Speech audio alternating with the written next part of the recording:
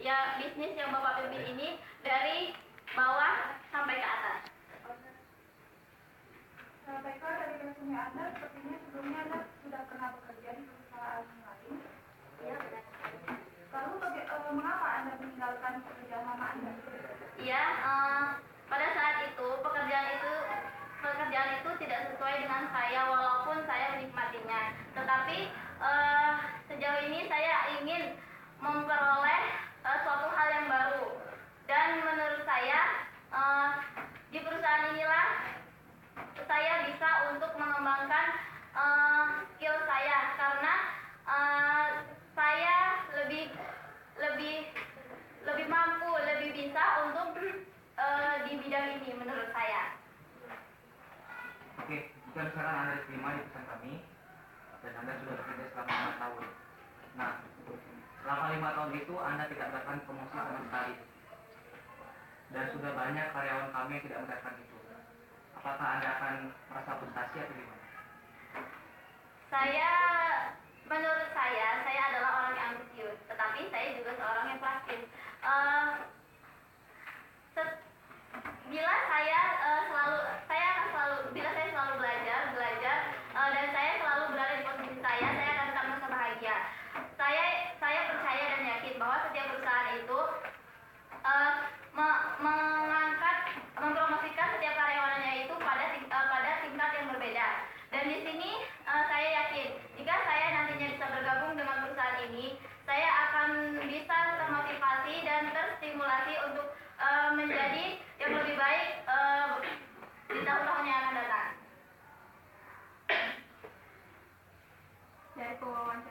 Dari pelamar yang diwawancara sebelumnya juga akan selalu berusaha menjadi lebih baik. Jadi sebelumnya Anda ini melamar pekerjaan ke sini itu hanya untuk memperbaiki diri atau akan mendedikasikan diri untuk perusahaan? Atau perusahaan ini hanya akan dijadikan sebagai tempat Anda untuk belajar? Kalau Anda ingin belajar, kembali ke bangku kuliah saja, bukannya melamar pekerjaan. Iya, tujuan utama saya mengapa saya ke sini ya pastinya saya akan mendedikasikan kemampuan saya di perusahaan ini.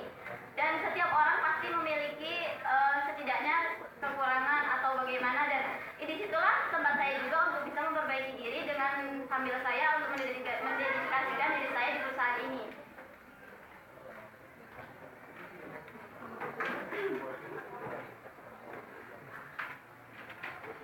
Anda mengatakan Anda memiliki dedikasi, loyalitas, dan juga kualitas.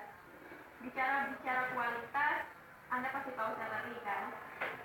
Jadi jika Anda diterima dalam pekerjaan ini, dari segi salary sendiri, apakah Anda akan memberikan berapa jumlahnya yang Anda inginkan saat Anda diterima dalam perusahaan ini? Pertanyaan yang cukup sulit, namun maaf sebelumnya, apakah Bapak dan Ibu bisa memberitahukan saya tentang gaji pada posisi ini sebelumnya?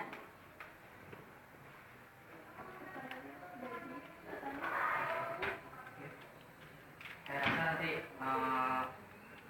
ketika masalah gaji nanti akan kami jelaskan di akhir sesi ini. Ketika nanti kami persilakan Anda untuk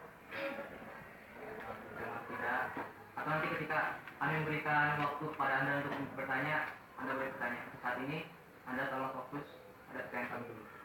Iya, dan jika demikian, apakah saya bisa bertanya rutinitas pekerjaan yang bagaimana yang akan saya lakukan selama saya kerja di sini, dan tanggung jawab yang bagaimana yang akan saya ambil ke depannya? Bisakah Bapak dan Ibu menjawabnya? Saya lucu melihatnya. Sebelumnya Anda sudah melihat pekerjaan ini tuh di internet itu, dan kami sudah mencantumkan dengan jelas bahwa kami membuka lowongan pekerjaan itu di bagian apa. Kami membuka, mungkin Anda lupa, kami membuka lowongan pekerjaan ini di bidang accounting, terutama di bagian pencatatan faktur pajak. Seperti itu, dan tanggung jawab Anda itu harus sangat besar ya, karena ini adalah menyangkut keuangan perusahaan. Baik.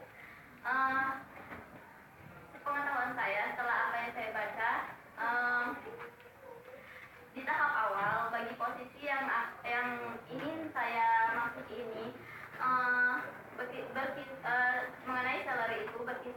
dari 7 sampai 8 juta.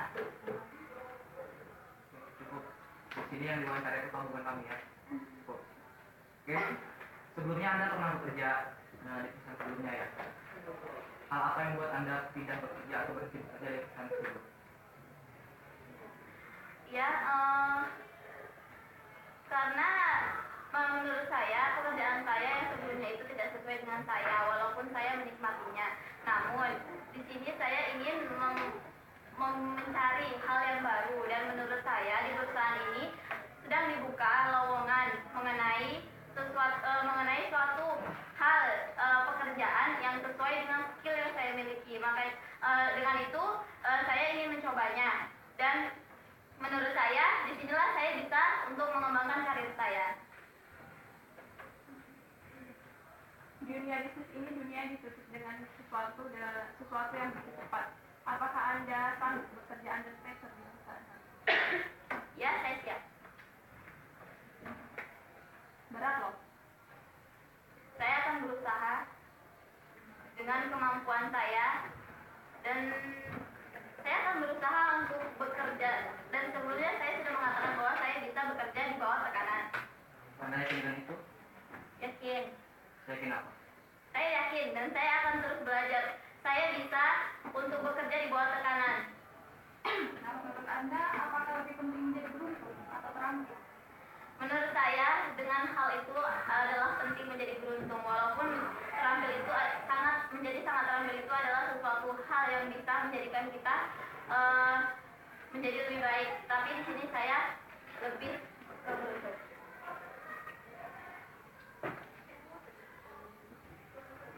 Oke. Dua pertanyaan terakhir. Jika Anda menjadi sebuah pohon, Anda seperti apa? Baik, jika saya menjadi sebuah pohon, saya ingin menjadi sebuah pohon kelapa sawit. Mengapa demikian? Mengapa demikian? Karena menurut saya kelapa sawit itu adalah suatu pohon yang bisa dimanfaatkan dari ujung sampai ke ujung lagi, dan saya ingin menjadi seperti itu. Saya bisa berguna, dari diri saya bisa berguna bagi semua orang.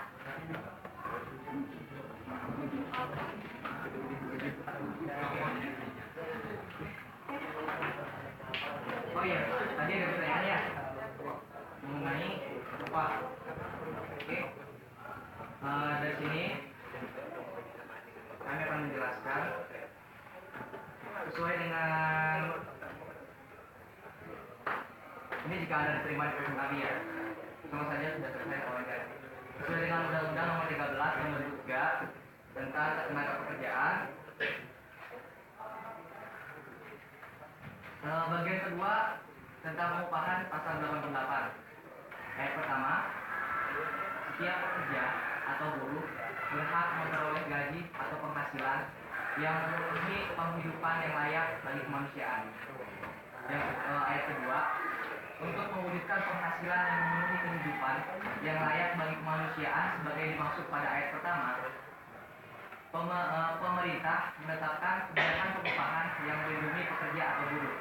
Nah, pada ayat 3, kebijakan pengupahan yang melindungi pekerja atau buruh sebagaimana dimaksud pada ayat kedua meliputi yang pertama ada namanya upah minimum, yang kedua upah kerja lembur, yang ketiga upah tidak masuk kerja karena berhalangan, yang keempat itu upah tidak masuk kerja karena melakukan kegiatan lain dari luar pekerjaannya, yang kelima upah karena menjalankan hak waktu istirahat kerjanya, yang keenam bentuk dan cara pembayaran upah, yang ketujuh denda dan potongan upah, yang kedelapan hal-hal yang dapat diperhitungkan dengan upah, yang kesembilan struktur dan skala pengupahan yang proporsional, 10 upah yang pembayaran pesangon, dan terakhir itu upah untuk perhitungan pajak penghasilan. Nah, jika Anda diterima di perusahaan kami, nanti Anda bisa searching di internet ataupun di mana itu ada bagian tentang ketenaga pekerjaan, baik yang dari ILO maupun langsung dari Pemerintahan Pekerja Indonesia, atau nanti kami juga bisa memberikan hard copy kepada Anda. Oke, terima kasih atas waktunya. Semoga Anda diterima. Baik, terima kasih waktu yang